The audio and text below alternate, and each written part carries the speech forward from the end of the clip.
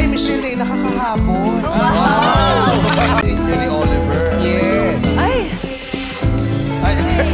Secret. Ibig sabihin ng sinagot na secret ni Michelle D ay negative yan. Kumbaga, negative. Hindi naging maganda yung outcome ng aming date.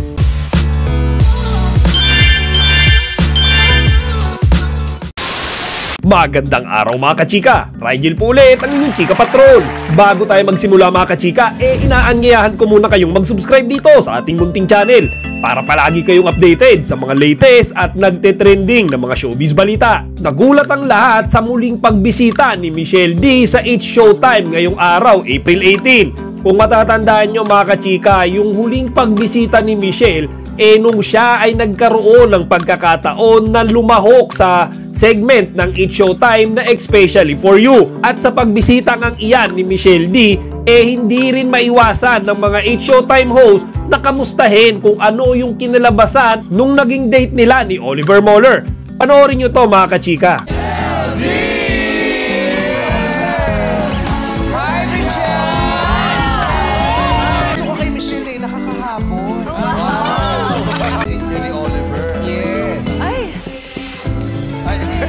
Secret. Ngayon mga kachika, napaka-misteryoso nung mga sagot na ayan ni Michelle. Kung baga, napaka-iikli.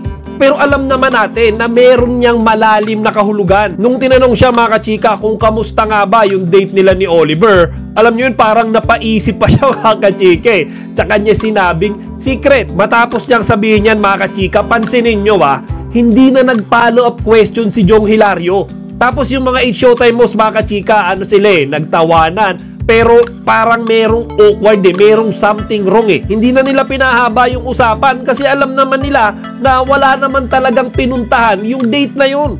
Di ba mga kachika, alam naman natin na si Michelle D recently in-unfollow na si Oliver Moller sa kanyang Instagram. At pinagbubura rin ni Michelle yung mga larawan nila ni Oliver na sila'y magkasama. Kaya alam naman nating lahat mga kachika na ang ibig sabihin ng sinagot na secret ni Michelle D ay negative yan. Kumbaga, negative. Hindi naging maganda yung outcome ng aming date.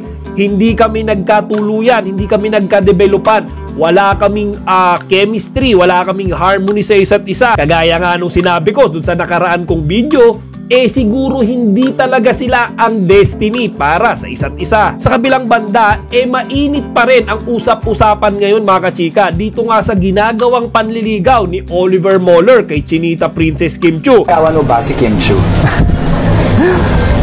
I think it would be a bit unfair to Kim for me to answer that question without asking. At sa totoo lang mga kachika, base sa mga comments na nababasa ko sa mga video na ginawa ko marami ang sumusuporta sa Kimber Love Team.